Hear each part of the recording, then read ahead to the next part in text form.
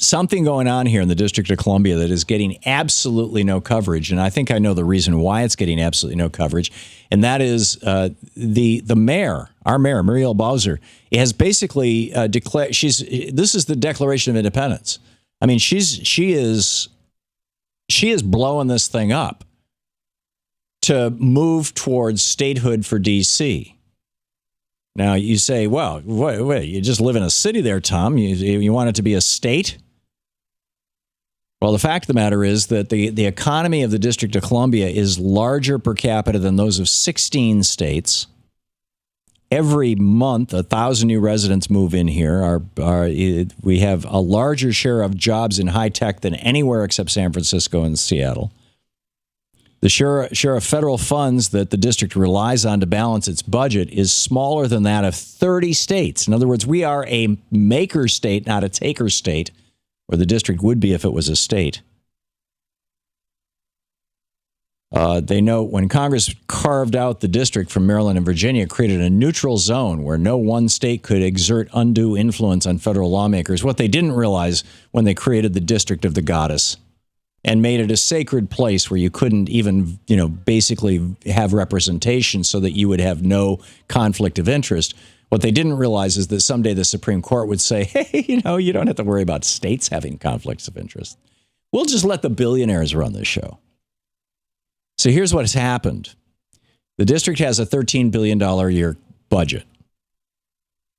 By the way, we send $7 billion a year to Congress, to the federal government in federal income taxes. We get back $4 billion. So, again, we're a maker state, not a taker state. We're more like California than Louisiana. So what has happened, this article by Aaron C. Davis in the Washington Post. So the city's spending plan. So what she has said, what our mayor has said, well, I'll just read this. For the first time since the Founding Fathers carved out the nation's capital from swampland, the district will not ask the federal government for permission to spend its money. Instead, it will use local tax dollars as it sees fit, just like 50 states do. Congress has warned that an insurrection by the city would violate the Constitution. So the city's spending plan will serve a second purpose, writes Aaron Davis, a declaration of independence by the District of Columbia. The 6-inch thick city budget will be a clear challenge to the absolute supremacy that Congress has wielded over the district since it was created in 1790. So this is keep an eye on this. And I'll tell you, the reason why it's getting no press is because the Republicans don't want it to happen.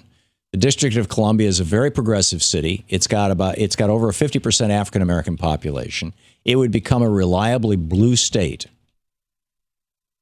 And if the district had 2 senators, you would have more representation in the United States Senate of states that have basically a liberal base, or people of color, upwardly mobile, professional, urban. You add it all together, it's all generally progressive. But that ain't happening. To watch more clips from our programs, hit the Watch More Videos button over here. And please be sure to hit the handy-dandy subscribe button so you'll always be up to date. Tag, you're it.